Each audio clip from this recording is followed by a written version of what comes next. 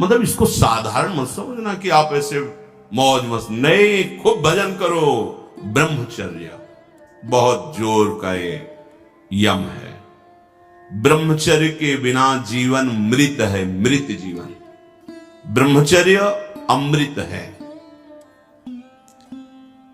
मन, वाणी, शरीर बड़ा भारी इनका साधना में योग है। अष्ट प्रकार के मैथुनों का सर्वथा त्यागी ही ब्रह्मचारी कहा जाता है। पूज्यपाद श्री उड़िया बाबा जी महाराज, मूर्तिमान ब्रह्म, ब्रह्मचर्य ही महान सामर्थ्य, परम पुरुषार्थ, भगवत प्राप्ति का प्रबल साधन है। परम सुख का, परम शांति का, परम स्मृति का, महान धृति का ये प्रधान साधन ब्रह्मचर्य है।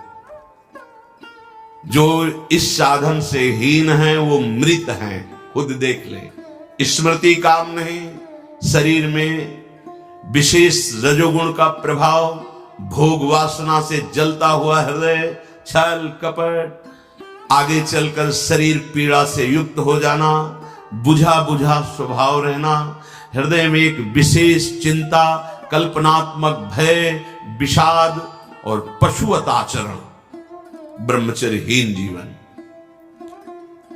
जो ब्रह्मचर्य धारण करना चाहे, भगवत मार्ग में जो चलते हैं उनके लिए तो है ही, पर जो भी परम सुख, परम आनंद और लोक में उन्नति, परलोक में परम पद, उसे ब्रह्मचर्य अवश्य धारण करना चाहिए। वैरागी के लिए नैष्ठिक ब्रह्मचर्य, आजीवन ब्रह्मचर्य। प्रवृत्ति गृहस्थ मार्ग के लिए संयम पूर्वक ब्रह्मचर्य का बर्ताव करना। जब तक पाणि ग्रहण संस्कार ना हो तब तक ब्रह्मचर्य अवश्य रहो। यदि उस समय तक ब्रह्मचर्य नहीं रहते तो तुम गृहस्थी को ठीक से नहीं चला पाओगे, वास्तविक अच्छे गृहस्थ नहीं बन सकते हो। जो तुम्हारी गृहस्थ की वृत्तियां हैं उनमें तुम सफल नहीं हो पाओगे। बेविचार व्यक्ति का सर्वनाश कर देता है।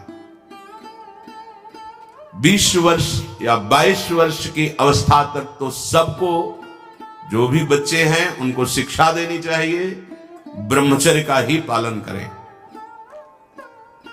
बहुत सुंदर खेती गेहूं की लहलहाती हुई है, और देहाती भाषा में उसे गलेत कहते हैं। गलेत मतलब बाली निकलने को है।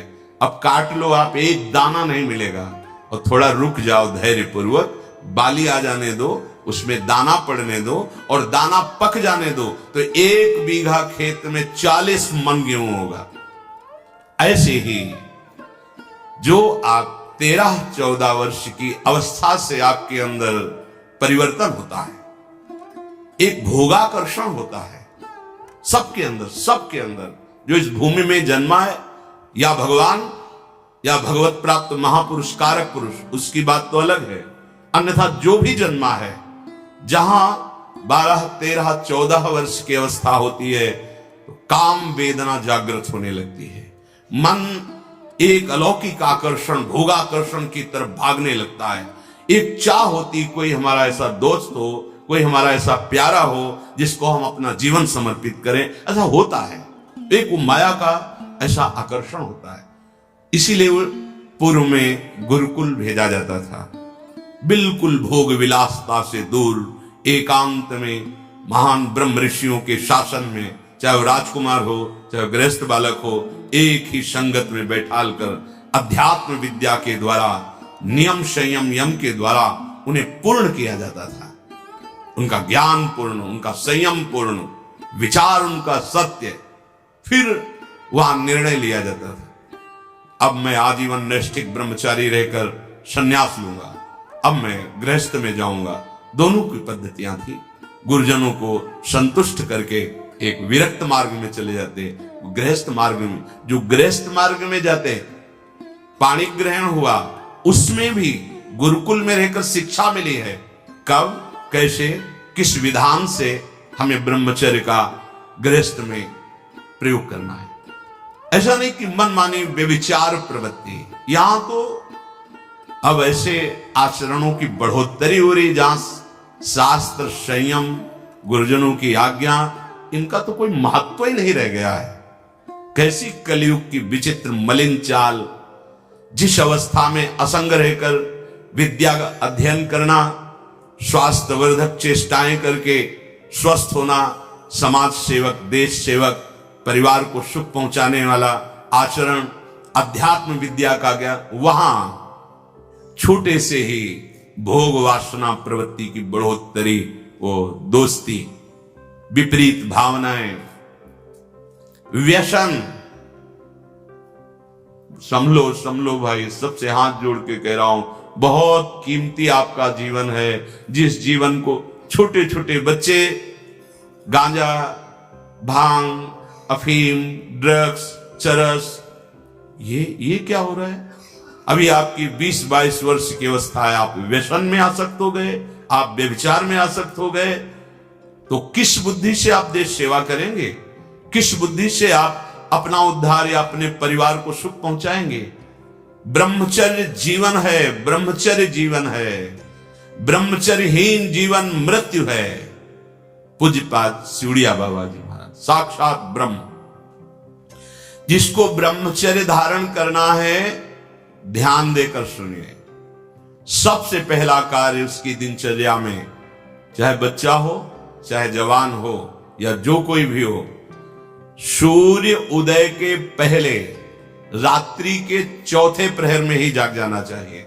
अपने तो अर्धरात्रि के बाद ही जाग जाते हैं। चौथे पहर में प्रातः 4 बजे बिल्कुल जग जाना चाहिए। और जो 8-10 बजे तक सोता है, वो कोई भी हो, ब्रह्मचारी रह ही नहीं सकता, ब्रह्मचर्य रह ही नहीं सकता।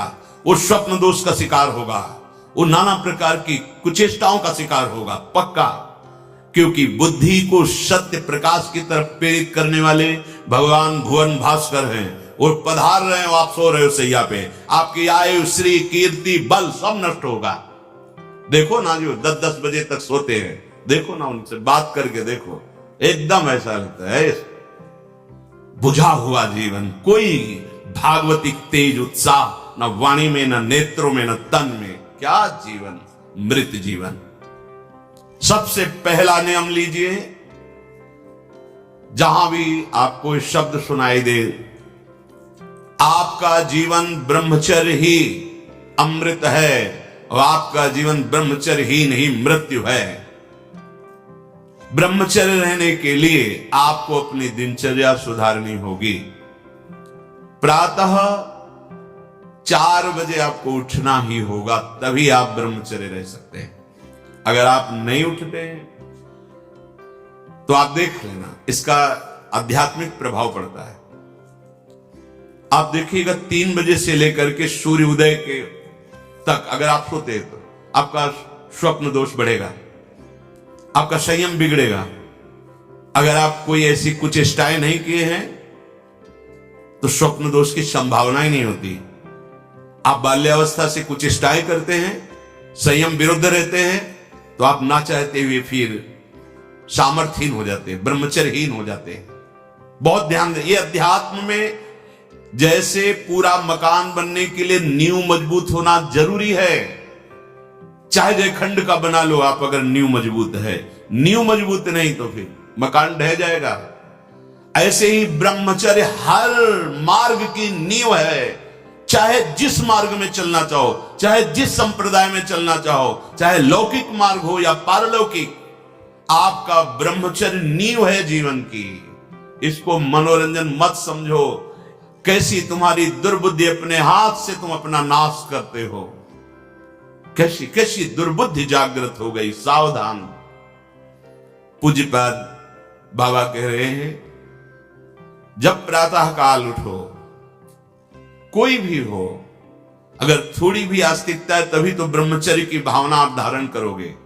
तो उठकर पहला कार्य प्रभु का स्मरण। अपने तो प्रभु के स्मरण की सरसता प्राप्त करने के लिए पहले तो गुरुदेव और भक्तों का स्मरण, फिर प्रभु को। मोरे मन प्रभु से विश्वासा, राम ते अधिक राम कर दासा।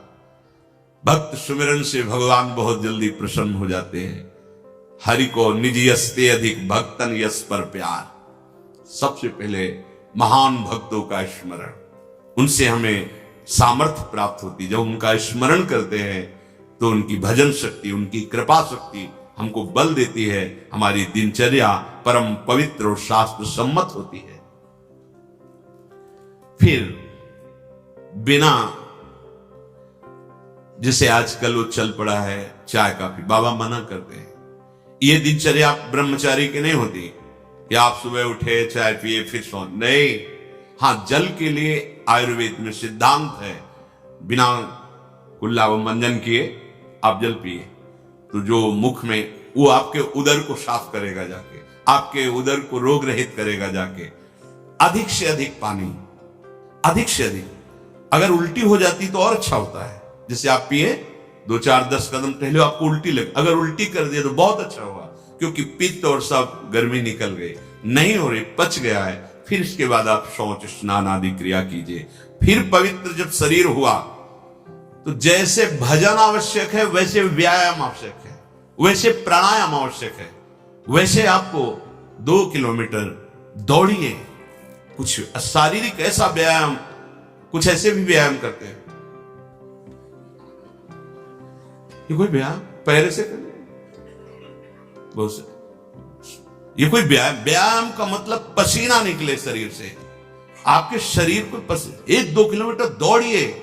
अच्छा, बाहर दौड़ने के नहीं तो जगह जगह ऐसी सुविधाएं आजकल हो गई हो, ट्रेडमिल, हाँ उसमें, और ऐसे कुछ साधन है जिससे करिए। ये भजन है।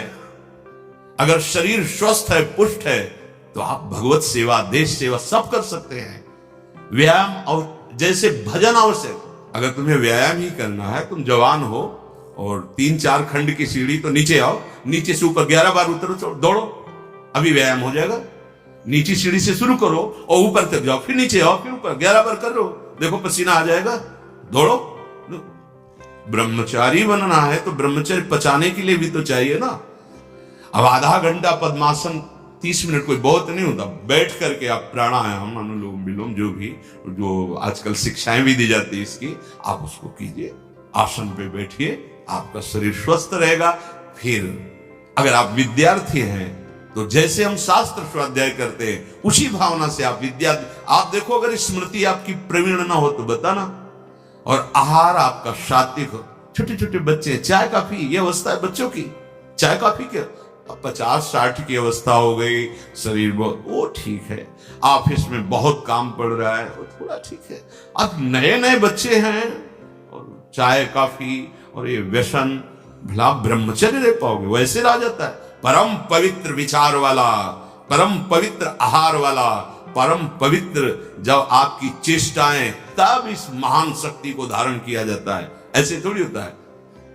बड़े बड़े महापुरुषों से मिल मिलकर, रो रो कर प्रार्थना करके आप बताइए, उपाय बताइए जिससे हम अपने साधन संयम को नियमित संयम में रख सके, ऐसे भाव से चल सके।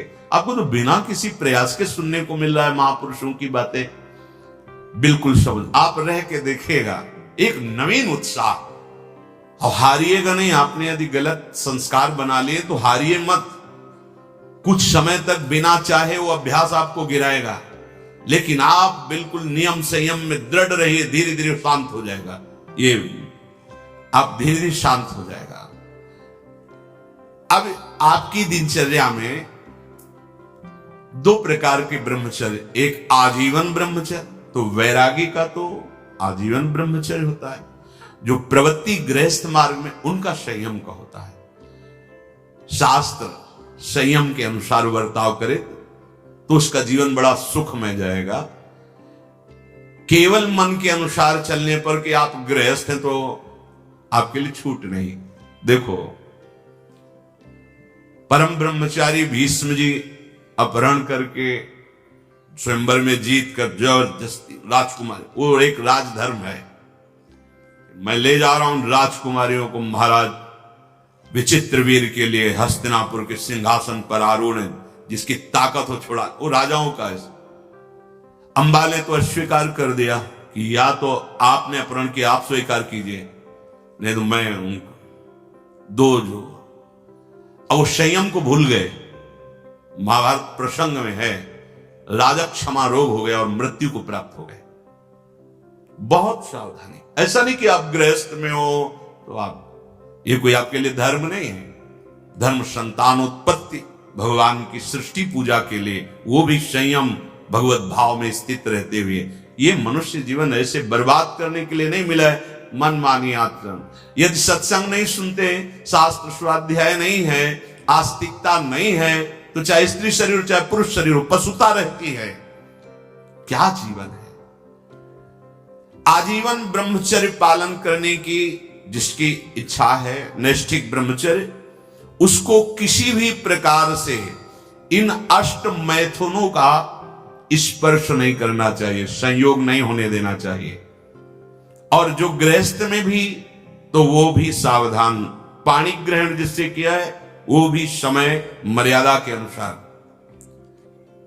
अष्ट प्रकार के ये मैथुन है। पहला, जब हम कोई गंदी बातें सुनते हैं, गंदी बातें देखते हैं, तब हमारे अंदर गंदी बातों का चिंतन होता है, फिर संकल्प बनता है। पहला, जो हम देखते हैं उस पे सुधार करो, जो हम सुनते हैं उस पर देखो। कोई ऐसी बात तो नहीं सुन रहे जो हमारे अंदर काम जागृत कर दे, कोई ऐसा दृश्य तो नहीं देख रहे जो हमारे अंदर काम जागृत कर दे, कहीं हम ऐसी कोई बातें तो नहीं बोल रहे हैं जो काम उत्तेजना प्रकट कर दे। तीन बातें। पहला, ध्यान दीजिए, इसी से भोग संकल्प बनता है। पहला, भोग संकल्प त्यागी। वो बनता कैसे? प्रधान बात, आपको ऐसा कोई दृश्य नहीं देखना जिससे आपके अंदर कामोत्तेजना जागृत, इसका प्रभाव पड़ता है। अभी आप कोई ऐसी बात करुणा की सुने तो आपको रोना आ जाएगा। आप कोई ऐसा दृश्य देखें तो आपका हृदय पिघल जाएगा। आप वाणी से कोई ऐसी करुणा की बात कर, आपको रोना आ जाएगा। अर्थात आपके देखने, सुनने और बोलने का प्रभाव हृदय पर पड़ता है। यदि आपका देखना, सुनना और बोलना गंदा है, गंदे का भाव आप समझ रहे होंगे, कामोत्तेजना बढ़ाना वाला है, बेकार की बातें केवल ब्रह्मचर्य की होंगी, तुम ब्रह्मचारी रह ही नहीं सकते। आप देखो गंदी बातें, सुनो गंदी बातें, बोलो गंदी बातें, और आप ब्रह्मचारी रह सको, सवाल ही नहीं उठता। जैसे आप गंदी बात देख रहे हैं, सुन रहे हैं, आप कोई चेष्टा नहीं कर रहे, तो भी आप ब्रह्मचारी नहीं रह पाओगे। वर्णन हुआ है शास्त्रों में, एक मनोवाह नाम की नाड़ी है पूरे शरीर में, ऐसा कहीं जैसे पित्त की थैली होती है, ऐसी कोई ब्रह्मचर्य वाली थैली नहीं है। ये यहां में हर नस नाड़ी में वो व्याप्त है सप्तम धातु। मनोवाह नाड़ी, जो ही आपका चिंतन विकारात्मक हुआ, वो नाड़ी घसीटती पूरे शरीर से उस सप्तम धातु को, और वो घसीट लिया। आपने क्रिया की या नहीं की, आपका चिंतन बिगड़ा हो गया, वो किसी न किसी बहाने से लघु शंका में, स्वप्न में, कैसे भी बाहर हो जाएगा, वो नहीं रुकेगा। संकल्प रहित, भोग संकल्प रहित हृदय कब होगा? जब आपका देखना, सुनना और बोलना पवित्र होगा। बहुत सावधान। आज सावधान होना तो बहुत ही कठिन है, क्योंकि मोबाइल है। जो बातें बहुत गुप्त रखी जाती थी कि नई पीढ़ी, नई समाज हमारी समय आने पर जाने। बड़े बुजुर्ग घर की माताएं बहनें, जब बेटी का ब्याह होता था तब एकांत में शिक्षा देती थी, तुम्हारा पति ऐसा, ऐसे व्यवहार करना, ऐसे चलना, अब तुम गृहस्थ में जा रहे हो तो ऐसा ऐसा। अब छोटे छोटे बच्चे बूढ़ों को समझा सकते हैं, इतना ज्ञान है उनको, क्योंकि हाथ में मोबाइल है। गूगल में सर्च करो, यूट्यूब में सर्च करो, आपको सब शिक्षाएं मिल जाएंगी, जिस मार्ग की, चाहे अध्यात्म मार्ग की या कुमार्ग की, सब भरी हुई हैं। और प्रायः कोई बिरला ही होगा जो मोबाइल रहित हो। जैसे भगवान सर्वत्र विराजमान है, ऐसे माया ने सर्वत्र रचना कर दी मोबाइल की। हर चीज में कुछ गुण हैं, कुछ दोष हैं। अगर मोबाइल रखो तो गुण ग्रहण करो, बहुत आवश्यक है। ठीक है, आप कहीं ऐसी जगह फंस रहे हैं, फोन कर दिए, सहयोग मिल गया, आप पुलिस को फोन कर सकते हैं, घर को फोन कर सकते हैं। जहां चिट्ठी जाती थी महीनों में, वहां मिनट में बात कर लो, बड़ी सुविधा है। लेकिन कुमार्गगामी प्रवृत्ति की सुविधा उसमें मत लीजिए। अगर आप वो बातें देखेंगे, आपके पास मोबाइल है, एकांत हुए और आप 4 साधक बैठकर या 4 नौजवान बैठकर आप अपने को संभाल नहीं सकते। एक दृश्य देखा आज मिलने की, एक वैश्या किसी के साथ जंगल में ऐसे, उस दृश्य ने नीच आचरणों में फंसा दिया। एक दृश्य देखा, सौभरी ऋषि ने मछली की 50 राजकुमारियों से ब्याह किया जाके मानधाता की। दृश्य ही देखने मात्र से भ्रष्ट हो जाना होता है। फिर आप उसको तो सर्च करके इच्छा करके देख रहे हैं। हाथ जोड़कर प्रार्थना है, इस आग से बचो। ये आग तुम्हारे सुकृतों का नाश करके, तुम्हारी जीवनी शक्ति का नाश करके तुम्हें ऐसे चिंता, शोक, ऐसे दुख में फंसा देगी, फिर नहीं निकल पाओगे। त्यागात् शान्तिरनन्तरम, भगवान ने कहा। भोग के बाद शांति नहीं, तृष्णा पैदा होती है। भोग के बाद शांति नहीं मिलती है। कुछ क्षण के लिए वो कामना का भोग किया इसलिए शांत लगता है, फिर उसके बाद जो उसकी तृष्णा पैदा होगी, वो तांडव देख रहे उस तृष्णा का पशुवत आचरण। हम बातें बड़ी ऊंची ऊंची धर्म की करते हैं, लेकिन नींव नहीं है धर्म की। ये ब्रह्मचर्य पूर्ण जीवन के लिए अमृत पद है। चाहे गृहस्थी में हो, चाहे व्यापारी हो, चाहे किसान हो, चाहे, और विरक्त मार्ग का तो यही मुख्य ऐसा आधार है जिसके ऊपर वो विविध प्रकार की दैवी संपदा का अनुभव करता है। पहला है, जो आप देख रहे हैं, सुन रहे हैं, बोल रहे हैं, वो कामोत्तेजना वाला नहीं होना चाहिए, क्योंकि उससे आपके मन में संकल्प बनेगा। संकल्प भोग का बन गया तो क्रिया हो या ना हो, आप ब्रह्मचर्य नहीं रह पाएंगे।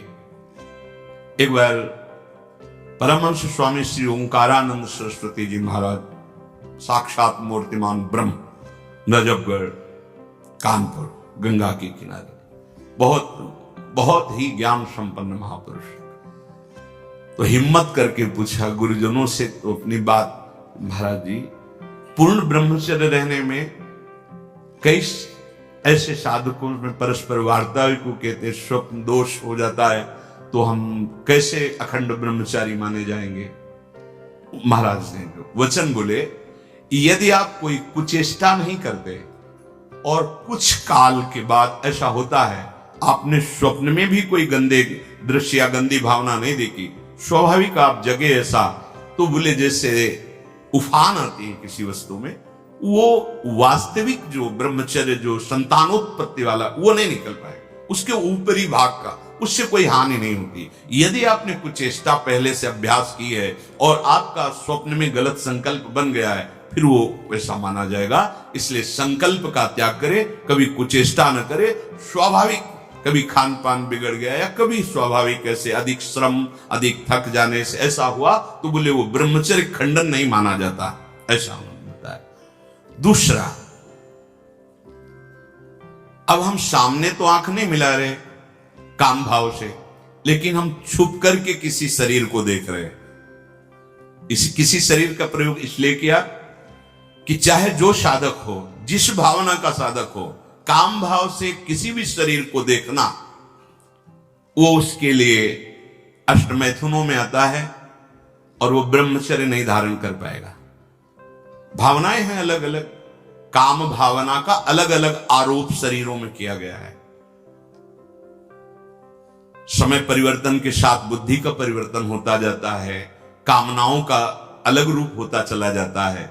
जो हमने कभी शास्त्रों में नहीं पढ़ा वो देखने को मिल रहा है।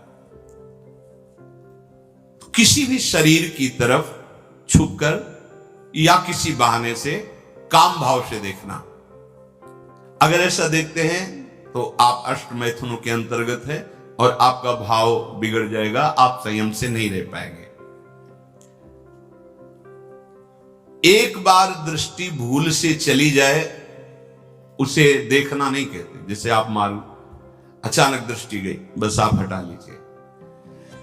जैसे यमुना स्नान करने गए, गंगा स्नान करने गए, यहां जहां सब परिवार के परिवार स्नान करते, अचानक दृष्टि गई है। अब दोबारा नहीं देखना। अगर दोबारा देख लिया तो अष्ट मैथुन के अंतर्गत आता, वो आपका भाव बिगाड़ देगा। भूल से दृष्टि चली जाए, तत्काल उधर से दृष्टि हटा ले। किसी भी माता बहन को, जिसको जो गृहस्थ में पाणी ग्रहण किया वो अर्धांगिनी, इसके अलावा जहां भी दृष्टि जाए अपनी दृष्टि को सुधारना है। जैसे हम अपनी मां के पास रहते हैं तो क्या भाव, कोई गलत भाव थोड़ी आता। अपनी बहन के साथ रहते हैं तो क्या गलत भाव आता है? वो तो राक्षस है जिसके अंदर गलत भाव है, वो मनुष्य थोड़ी है। अरे बहन बेटी मां है तो परम पवित्र, इनके तो चरण रज माथे पे रखते हैं, माथा इनके चरणों में रखते हैं। देखो कितनी सुंदर रीति हमारी, ने तो देखा है कभी बेटी से पैर नहीं छुआते थे पिता, पैर छूते ही थे। हाँ, बेटी के पैर छूते, ये भी दुर्गा के स्वरूप मानते, एक कन्याएं ये सब भगवती का स्वरूप है, ऐसा मानो। और बहन जब राखी बांधती है तो भाई तो माथा रखता ही है, चरण छूता ही है, पूज्य भाव रखना। ऐसे ही जननी सम जान ही परमारी, ये सब भगवती अम्बा की अंश स्वरूपा है। अपने लोग तो सब श्री जी की सखियां हैं, लाडली जी की दुलारी प्यारी सखियां हैं, अपने को ऐसा भाव। अगर हम स्त्री को, किसी भी स्त्री शरीर को देखकर भोग भावना करते हैं, हमारा पतन निश्चित है। कोई क्रिया हो या ना हो, यह चिंतन वाली बात है, ध्यान रखना। किसी भी माता बहन को भोग बुद्धि से, जैसे शास्त्रों में कहा गया नरकस्य नारी, बात है कि तुम्हारी भोग भावना जो नारी के प्रति है, यह नरक पहुंचा देगी। त्रिविधम नरकस्येदम द्वारम नासन् मात्मनः कामः क्रोधा तथा लोभा तस्मादेत्रयम् त्यजेत्। माताओं बहनों की तरफ देख करके काम भाव से उनको देखना तो तुम समझ लो नरक जाने का रास्ता फिट कर रहे हो। त्रिविधम नरकस्येदम, शास्त्रों ने तो जगदम्बा कहा है, शास्त्रों ने तो मां कहा है इनको। जननी सम जानो पर नारी, कहां जगत की जो वार्ता है वो कहां शास्त्र के विरुद्ध पहुंच रही। शास्त्र उसको कह रहा है जो माताओं बहनों को गलत दृष्टि से देख रहा है कि नरक, ये तुम्हारे नरक का हेतु बनेगा जो तुम देख रहे हो स्त्री को काम भाव से। आगे कह रहे हैं किसी भी तरह से खिलवाड़ करना। बच्चे हैं, बच्चियां हैं, अब उनको तो ज्ञान नहीं है कि आप गलत स्पर्श कर रहे हैं, आप गलत ढंग से छू रहे हैं, और आप अपनी वासना का पोषण करने के लिए छोटे बच्चों को, बच्चियों को गोद में बैठा ले, खिला रहे, और आपकी भावना दूषित हो रही। ये सत्संग है, बहुत होश में सुनिए। साधु हैं या परमार्थ के पथिक हैं या गृहस्थ है, अंतर में बैठा हुआ अंतर्यामी देख रहा है आप क्या देख रहे हो और आप क्या सोच रहे हो। बस जो ब्रह्म स्वरूप महापुरुष हो गए स्वयं बालकवत, वो खेल रहे हो, विचरण कर, तुम्हारी स्थिति नहीं है। अंतर की वृत्ति भ्रष्ट होने में देर नहीं लगती है। वो अबोध अवस्था को प्राप्त बालक बालिकाएं हैं। भगवान का स्वरूप मानकर दूर से, अगर वैराग्य मार्ग के पथि को दूर से स्पर्श करने का अधिकार नहीं, स्पर्श करने का वो ब्रह्मबोध संपन्न महापुरुष जो स्वयं बालवत परमहंस अवस्था को प्राप्त, वो बच्चों के साथ खेलते हैं जहां कामना की कोई गंध ही नहीं, ब्रह्म स्वरूप है अपने होश में। किसी बालक को किसी भी तरह से दुलार करना, वो वात्सल्य नहीं होगा आपके अंदर, वो वासना होगी। ध्यान देना, बहुत सावधानी का विषय है। ये हम तो बच्चों के साथ खेलते हैं, नहीं, तुम बच्चों के साथ खेलते नहीं, अपनी वासना को बढ़ावा दे रहे हो। उपासक उपासना का बढ़ावा करता है। दूर से देखो, चरणों में प्रणाम करो, मेरे लाडली लाल इन्हीं बच्चों में खेल रहे, प्रणाम किया निकल गए। ऐसा किसी भी तरह से स्पर्श करने का अधिकार नहीं है। वो महापुरुष जो भगवत प्राप्त है, वो खुद वैसे धूल दूषित उनके साथ खेल रहे, उनकी क्षमता हमारे हृदय में नहीं जागृत है। चूक हो जाएगी, बहुत सावधानी का। एकांत में किसी भी तरह का व्यवहार करना विपरीत शरीर से, काम चेष्टा नहीं कर रहे, पर हंसी मजाक, छूना, खेलना, बातें करना, वो आपको भ्रष्ट कर देगा। सावधान। विपरीत आकर्षण जहां आपका काम भाव बन सकता है, एकांत में नहीं। व्यवहार करने के लिए जिनको सेवाएं मिली हैं 2-3 एक साथ, तब व्यवहार कीजिए। अकेले वार्ता करने वाला अपराधी माना जाएगा। क्यों? अकेले वार्ता में माना आप दूषित नहीं, लेकिन दूसरे की दृष्टि भावना दूषित हो सकती है कि ये स्त्री शरीर और ये पुरुष शरीर, कहीं कोई ऐसा तो नहीं, तो आपने गलती नहीं की, लेकिन आपके आचरण ने दूसरे की श्रद्धा बिगाड़ दी। नहीं, आपको ऐसा भी आचरण नहीं करना कि दूसरे की श्रद्धा में भी दोष आवे, क्योंकि आपका आचरण ही दूसरे के ऊपर प्रभाव डालने वाला है। एकांत में कोई भी ऐसी हंसी मजाक चेष्टा विनोद, भले भागवतिक हो, लेकिन विपरीत शरीर जिसमें काम भावना होती, नहीं करना चाहिए। समाज में बहुत सावधानी पूर्वक व्यवहार करना चाहिए। एकांत में किसी भी ऐसे विपरीत शरीर का ऐसे हंसी मजाक करते हुए स्पर्श करने से भावना में काम प्रभाव जागृत हो जाता है। बलवान इंद्री ग्रामो विद्वान अपि कर्षति, साधारण की तो बात जाने दो। किसी भी जीव को मैथुन करते हुए एकाग्रता पूर्वक देखना, मानो कोई पशु पक्षी आदि ऐसे मैथुन धर्म से अचानक दृष्टि गई, राधा राधा राधा, अगर आपने एकाग्रता पूर्वक देखा तो ये दृश्य आपको भ्रष्ट कर देगा। फिर मोबाइल में देखने वाली तो बात ही जाने दो। अचानक दृष्टि गई किसी पशु पक्षी आदि में, राधा राधा, अपनी दृष्टि नीचे की चल दिए। अगर उसका चिंतन बना, उसको एकाग्रता पूर्वक देखे तो कुछ क्रिया नहीं होगी। मनोवाह नाड़ी इतनी सामर्थ्यशाली, जहां चिंतन हुआ काम का, वो पूरे शरीर से सप्तम धातु को, ब्रह्मचर्य आपका क्षीण हो जाएगा। बहुत सावधानी की जरूरत। वीर्य, प्राण, मन, इन तीनों का परस्पर घनिष्ठ संबंध है। एक भी स्थिर हो जाए तो तीनों स्थिर हो जाएंगे। ब्रह्मचर्य ठीक, मन एकाग्र और प्राण सूक्ष्म। सूक्ष्म प्राणों के द्वारा ही परम योग को प्राप्त किया जाता है। स्थूल प्राण, बहुत खाना, बहुत चर्बी बढ़ाना, ये साधन हो पाएगा? शाम ऐसे आटा लगा दिया जाए, उड़े ना। श्वास प्रश्वास चल रही, उस आटे पर धक्का भी नहीं लगना चाहिए, तब समझना चाहिए कि प्राणवायु सूक्ष्म हो रही। इन बातों का कोई ध्यान ही नहीं हो रहा, बस मनमानी आचरण। बहुत इतना खा लिया और उसी पचाने में पूरी शक्ति लग गई। भजन और एकाग्रता और इंद्रिय संयम तो बात जाने, इतना पा लिया। वीर, प्राण, मन, तीनों का परस्पर घनिष्ठ संबंध है और उपासना में तीनों का बहुत बड़ा योगदान है। प्राण सूक्ष्म, देखो नाम जब आप श्वास लेते हैं आराम से और नाम चल रहा है, फिर श्वास आराम से, नाम चल रहा है। अब स्थूल प्राण है, बैठे हो, सुनाई दे रही आवाज प्राणवायु, सांप की सी फुसकार निकल रही, आप साधक हैं, आप उपासक। इतने स्थूल प्राण, तो आप मंत्र कहां चला पा रहे हैं? इसका मतलब मंत्र नहीं चल रहा। आराम, शांत श्वास।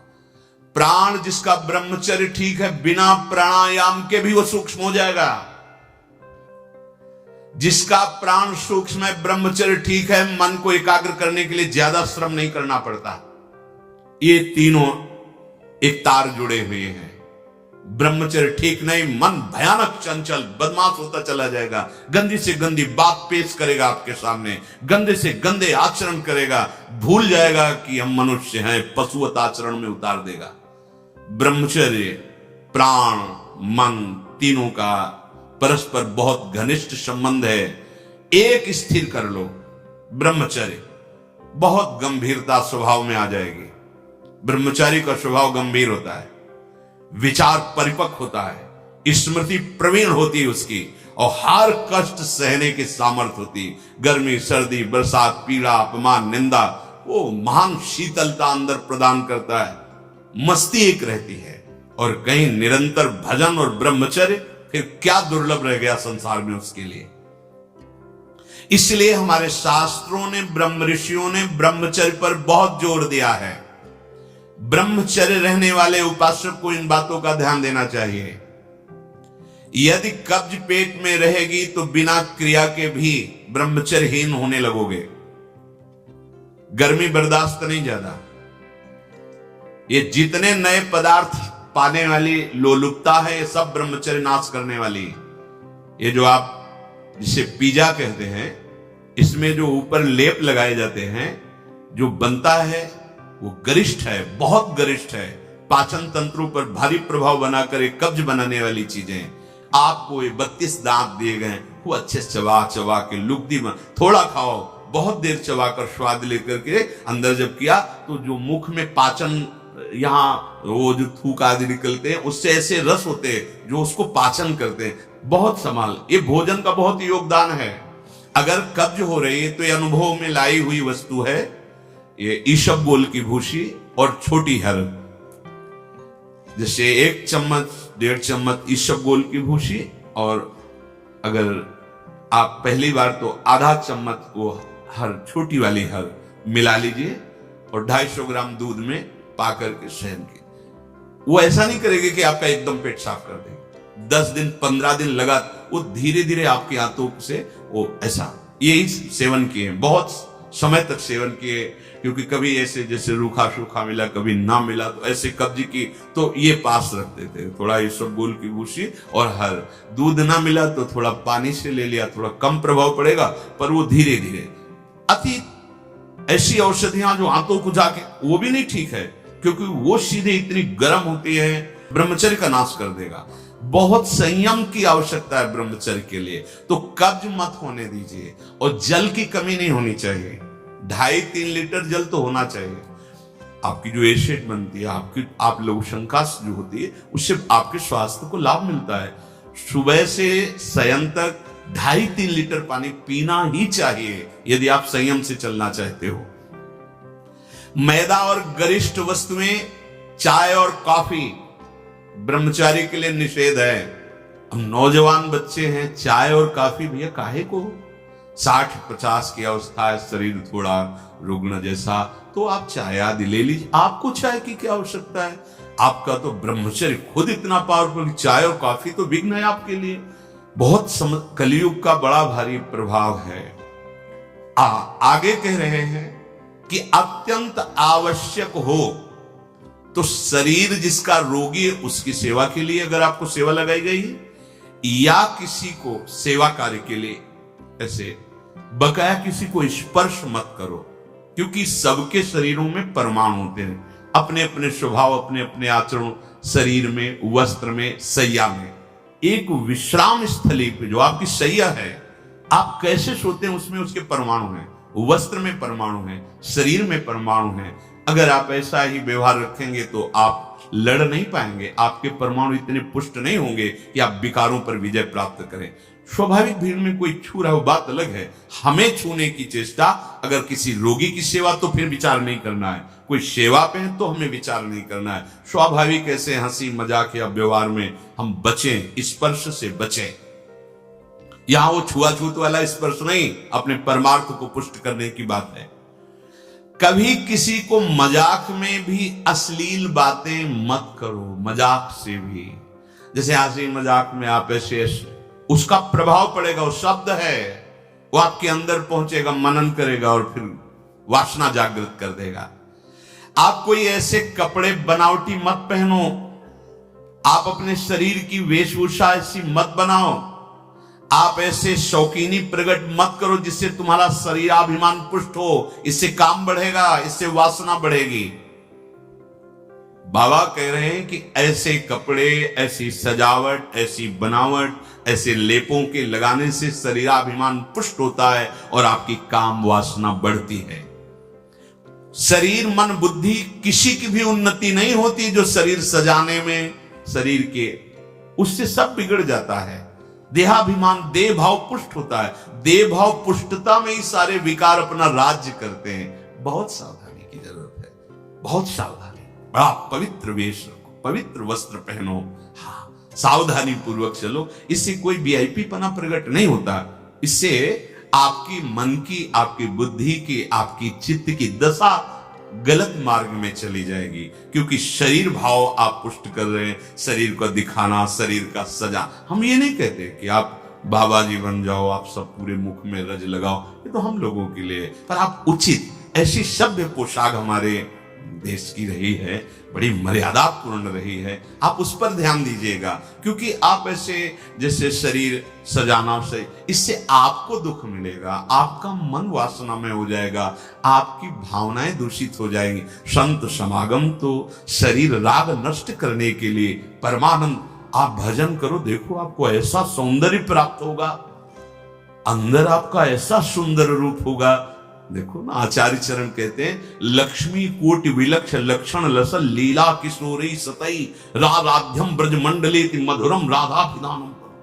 जो हमारी स्वामिनी जी के दासी भाव को प्राप्त होता है, उसको इतना सुंदर रूप मिलता है कि करोड़ों लक्ष्मी आश्चर्यचकित हो जाएं, ऐसा राधा दासी का स्वरूप होता है। इधर आओ, इतना सुंदर रूप प्रिया प्रीतम का, इतना सुंदर रूप आपका, और ऐसे महासुख में निमग्न होना। ये चमड़ा सजाते रोज सजाते तो कितने जन्म बीत गए, और इसी चमड़े में आग लगाई जाएगी, यही चमड़ा गाड़ दिया जाएगा। प्यारे, कुछ समय के लिए मिला है, इसी से तो राग मिटाने का अवसर है। आप इसको सजा के और वासनाओं के खेल में उतर रहे हो, कितनी बड़ी हानि कर रहे हो। अभी आप समझ नहीं रहे, इसलिए आपको बुरा लग सकता है कि हमारे पहनावे पे बोल रहे हैं, हमारे ऐसे। नहीं, आप अच्छे से अच्छे कीमती वस्त्र पहनिए, पर उसकी सादगी होनी चाहिए। आप अच्छा पाइए, आप अपने उचित शरीर का श्रृंगार कीजिए। सुंदर मनुष्य शरीर मिला है, देखो जो पशु श्रृंगार करने योग्य नहीं, वो तुमसे भी सुंदर होते हैं। कैसी रंग बिरंगी है उनके सब बाल, और देखो सब एकदम सुंदर, भगवान रचा, उन्होंने रचना की है। तो आपके तो हाथ हैं, आप अपना, पर उतना जिससे आपका हृदय मलिन होकर वासनाओं के प्रवाह में न बह जाए, या हमारे को देखकर किसी के हृदय में ऐसा गंदा भाव ना आ जाए। दोनों, अपने को बचाओ और दूसरों को भी। जो तुम्हारे मन में काम भाव पैदा कर दे, ऐसे पदार्थ मत पाओ। अनुभव करो, भोजन पाते हो, पाने के बाद भजन में मन लग रहा है या वासना में जा रहा है? वासना में जा रहा तो क्यों जा रहा है? क्या आज नया पदार्थ पाया, और उस पदार्थों को जीवन भर के लिए छोड़ दो।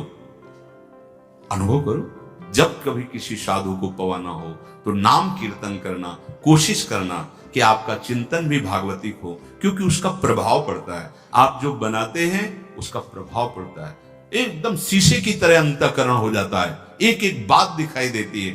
तो जिन पदार्थों के पाने से, जैसे प्याज लहसुन मना किया जाता है, ये वैसा निषिद्ध नहीं कि जैसे मांस आदि, ऐसा ये तमोगुण पैदा करके वासना प्रवृत्ति को बढ़ाता है, इसलिए मना किया गया कि अगर आपको दीक्षा लेनी है, आपको भजन मार्ग में चलना है, तो रोकना पड़ेगा।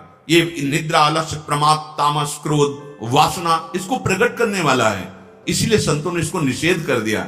नहीं तो इसकी उपज बड़ी पवित्र थी, जैसे जहां आलू पैदा होती है वहीं पैदा होता है, भूमि में तो होता है, पर उसका प्रभाव, जैसे तुलसी के पत्ता पास में ही गांजे का पेड़, वो भी तो ऐसी जगह मिलेगा, लेकिन वो प्रभाव तमोगुण पैदा करके व्यसन हो गया। तुलसी जी परम पावन, भगवत अनुराग बढ़ाने वाली बन गई। और कोई भी सुगंधित पदार्थ जब तक प्रसादी न हो तो शरीर में नहीं लगाना चाहिए, इसका प्रभाव पड़ता है, रजोगुण पैदा करके भोग वासना प्रकट करता है। श्री जी को अर्पित तो भक्ति हो गई हमारी श्री जी की श्री अंग की गंध है, या औषधि के लिए आप ले सकते हैं। नियमानुसार व्यायाम, भोजन उतना जो पच जाए। अगर आपको शाम टाइम लगता है कि खट्टी डकार आ रही, पचा नहीं, तो फिर बैठने की जरूरत नहीं, उपवास करो, दूसरे दिन पाना, कोई मर थोड़ी जाओगे, आपकी आंतों को थोड़ा विश्राम मिला। प्रतिदिन सोते समय दांतों की सफाई करके सोएं। आपके दांत ठीक होने चाहिए, क्योंकि आप अच्छे से चबाएंगे तब आपकी पाचन शक्ति ठीक होगी। 2 बार स्नान ब्रह्मचारी को अत्यंत आवश्यक है। और यहां पेट में ठंडा ठंडा जल ऐसे, यहां तो कई बार जल डालिए, जैसे ऊपर स्नान किया, फिर आधे यहां नाभि से लेकर 10 कमंडल कम से कम ऐसे आराम आराम से, आपके ब्रह्मचर्य की बहुत पुष्टता होगी और आपकी गर्मी शांत होगी। रात्रि के समय, सोते समय विचार कीजिए आज हमसे कौन सा विचार, कौन सी चेष्टा ऐसी गलत हुई जो नहीं होनी चाहिए, और उसको नियम लेकर दूसरे दिन से ना होने पावे। आप खुद विचार कीजिए। मांस और शराब और कोई भी नशा, ये तो कहीं प्रवेश ही नहीं है, पर धोखे से भी कभी बिल्कुल नहीं। ब्रह्मचर्य रहना है, भगवत प्राप्ति करना है, तो आप वृत्ति भगवदाकार है। अब वो खेल खेले, उनकी बात अलग है। महापुरुषों की वो तो 10 तोला जहर भी खा के पचा जाते, ऐसे संत हुए। एक संत थे, पूज्य बाबा के चरित्र में पढ़ा, कूटस्थम उनका नाम था, कूटस्थ महात्मा। उन्होंने आजीवन नियम लिया था कि ऐसे खप्पर कर दिया, जो डाल दिया वो खा जाएंगे, क्या है उससे कोई मतलब नहीं। तो कुछ उद्दंड लोग जब उस नगर में गए और ये बात सुना, तो उन्होंने विषैला सांप पकड़वाया और उसको उबाल करके हाथ में आया, ऐसे देखा और मुस्कुराए। जो महापुरुष है, उनकी क्षमता, उनकी स्थिति वो अपने में नहीं है। उसमें लिखा था पागल। एक दिन जंगल में किसी पेड़ के नीचे बैठे थे, किसी गांव में चोरी हुई थी, लोग उन चोरों का पीछा किए रहे थे, वो आराम से बैठे इनके पास आए, बोले तुम भी इन चोरों में शामिल थे? उनका तुम्हें जो दिखाई दे रहा है तुम देखो, तुम्हें क्या दिखाई दे रहा है? बोले बहुत गुस्सा, अंधेरा था, बहुत गुस्सा है तेरे अंदर, और डंडा चलाए। जब एक ने कहा यार देखो तो कौन है, तो फिर वो तुम महात्मा हो? बोले तो तुम निर्णय करो कि कौन है। अरे बोले गलती हो, कोई बात नहीं, जब कुछ नहीं, पीट रहा है तो कुछ नहीं, उसमें जहरीला सांप दे दिया तो कुछ नहीं। अब वो एक हिमालय की तरफ जा रहे थे, तो उस समय सिंह दहाड़ा, तो ऐसे छड़ी लिए थे, ऐसे खड़े हो गए, बोले सुनो, अगर तुम्हारा आहार निश्चित हो गया है शरीर, तो तुम्हें हल्ला मचाने की जरूरत, इसे खा लो, और नहीं हुआ तो चले जाओ। वो चल रही भले स्थिति है। तो हमको अपने कोई भी व्यसन साधना में, देखो सबसे पहली गलती तो ये होगी कि वो व्यसन हमें अपना चिंतन कराएगा। समय पर हमें कोई व्यसन नहीं करना। और ध्यान से सुनिए, ब्रह्मचर्य पालन के लिए इमली और खट्टे पदार्थ बिल्कुल जहर है ब्रह्मचारी के लिए। ब्रह्मचर्य पालन के लिए लाल मिर्च, प्याज, लहसुन, गरम मसाला, जो सब्जी है, ये बढ़िया हो। दोपहर में भोजन के पश्चात 15 से 30 मिनट तक विश्राम। सोना नहीं है, करवट थोड़ा इधर मध्य में बाएं ले, उठ के बैठ गए, दिन में नहीं सोना। जो रात्रि में सेवा करते हैं उनके लिए छूट है। अब रात्रि में बंगला बना रहे हैं श्री जी का, या जो सेवा परायण है, जिनका सीधा अखंड नाम कीर्तन हो रहा, अब रात्रि में ही कीर्तन है, दिन में सोना नहीं, रात्रि में कीर्तन करना है, तो चल कैसे पाएंगे? वो दिन में सो लें। सायंकाल के समय भोजन निषेध है, संध्या का समय हो रहा हो, भोजन निषेध है, शास्त्र स्वाध्याय निषेध है, उस समय कीर्तन, नाम जप आदि। और रात्रि में भोजन पाने के 30 मिनट भ्रमण करें, भोजन पाने के बाद घूमिए, फिर शयन कीजिए। अगर ब्रह्मचर्य रहना है, नहीं सब खा पी के और दूध पी के फिर सो गए, फिर नहीं ठीक रहेगा। दिन में उपासक को कभी नहीं सोना चाहिए, ये छूट उसके लिए जो रात्रि में सेवा परायण है, जगते हैं। यदि रात में आपको जगना पड़े तो अपनी नींद पूरी करने के लिए उससे कम समय में काम चला लीजिए। अधिकतर दाईं करवट से सोना ब्रह्मचर्य के लिए लाभदायक रहेगा। सोते समय भगवत चिंतन अत्यंत आवश्यक है। यदि आप सोते समय छूट दे दी तो गलत चिंतन उस समय जरूर होगा, और गलत चिंतन हुआ अगर सो भी गए तो धोखा हो जाएगा, और अगर जगते रहे तो धोखा हो जाएगा। सोने के समय ऐसे सावधान रहो जैसे मरने वाला सावधान रहता है कि अब तो मृत्यु आ रही है, राधा राधा, ऐसे सावधान। जब एकांत कर्म में तो बिल्कुल सावधान। उस समय क्या करते हैं हम लोग, असावधान हो जाते हैं, छूट दे देते हैं। अगर मोबाइल है तो मोबाइल में लग गए, नहीं तो चिंतन मनन वो कहीं ना कहीं भटकाव में आ जाएगा, भटकाव में आ जाएगा, आपसे धोखा हो जाएगा। बहुत सावधानी बात मान लीजिए, आपका एकांत परम पवित्र और सावधानी पूर्वक होना चाहिए। जब तक नींद ना आए, अपने लोगों ने तो यह अभ्यास किया गुरुजनों की आज्ञा से कि जैसे अब दिनचर्या पूर्ण हुई, अब शयन करने जा रहे तो माला लेके बैठ गए। जब तक ऐसे नहीं हुआ तब तक माला नहीं हटानी, बैठे। जब लगा कि अब बस सो ही जाएंगे, कभी कभी माला छाती में रखे ही सो गए, फिर जगह फिर शुरू हो गया। भजन नहीं, अगर भजन उस समय एकांत में नहीं करते तो बकवास है, ब्रह्मचारी नहीं बन सकते। बहुत चंचल मन है, किसी न किसी बहाने से आपको धर्म भ्रष्ट करेगा, ब्रह्मचर्य भ्रष्ट करेगा। बहुत सावधान। उपन्यास, अश्लील पुस्तकें, अब बाबा के समय तो मोबाइल नहीं चला था ना, नहीं तो वो भी लिख देते। ये कभी ना पढ़े, ऐसी कोई बातें ना पढ़े, ऐसे कोई दृश्य ना देखे।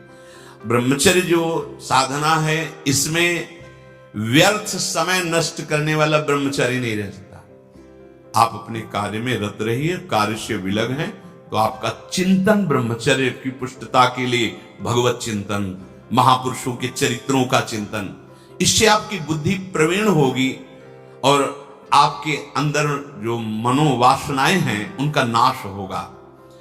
फिल्म, सिनेमा, नाटक देखने वाला कभी ब्रह्मचारी बन ही नहीं सकता। अब देख लो भाई, सावधानी पूर्वक। इसलिए ब्रह्मचर्य ये महान साधना की भूमिका है। अपरिग्रह ये पांचवा है। अपरिग्रह, जितनी तुम्हारी आवश्यकता वास्तविक सेवन के लिए, उतनी वस्तु पर अधिकार रखो। इसके बाद जो भी वस्तु गोविंद ने दी है, परिवार सेवा, जगत सेवा, ऐसा, या आप विरक्त हो, उतने अधिकार, जितना वस्त्र, जितने पे सोरे, जितना भोजन। कल क्या मिलेगा ये हमें चिंता नहीं करनी है, हरि गुरु जाने। कल की अगर विरक्त को चिंता है तो वह विरक्त नहीं है। और गृहस्थ को चिंता होनी ही चाहिए कि कल परिवार कैसे चले। गृहस्थ का संग्रह प्रधान और विरक्त का संग्रह रहित जीवन। हरि गुरु जाने कैसे भरण पोषण करेंगे। अपरिग्रह ये बहुत बड़ी सिद्धि है। भोग्य वस्तुओं का अपने लिए संग्रह ना करना और भोगते समय ये ध्यान करना शास्त्र आदेश है कि नहीं।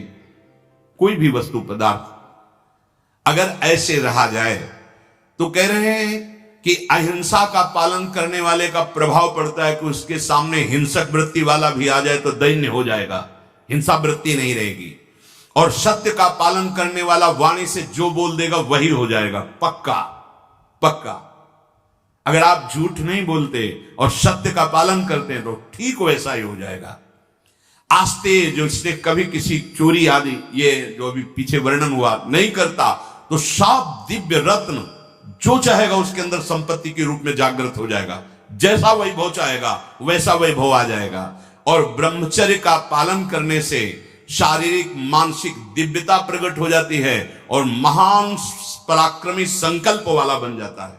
संकल्प वाला, भुजदंड भले ऐसे ना हो पर उसका संकल्प ऐसा होगा कि जो चाहेगा वो कर सकता है। अध्यात्म बल परिपूर्ण। और अपरिग्रह, वो जन्म जन्मांतर की बातें जानने लगेगा। उसके अंदर ऐसा ज्ञान जागृत हो जाएगा कि भूत भविष्य वर्तमान तीनों काल का, जो केवल धर्म संज्ञक भोगों को भगवत प्राप्ति के लिए भोगता है और अपने लिए भोगों का संग्रह नहीं करता, समाज सेवा, परिवार सेवा, भगवत सेवा भाव, तो उसके अंदर ऐसा ज्ञान जागृत होता है कि जन्म जन्मांतरों की बातों को जान लेता है। ब्रह्मचर्य से सारी सिद्धियां जागृत हो जाती है। इसलिए परमार्थ के पथिक में बड़ी दिव्यता होती है। इन दिव्यताओं का जो आज वर्णन हुआ, इनका मनन करें और भगवत बल से इनको धारण करें। श्री राधा वल्लभ लाल की।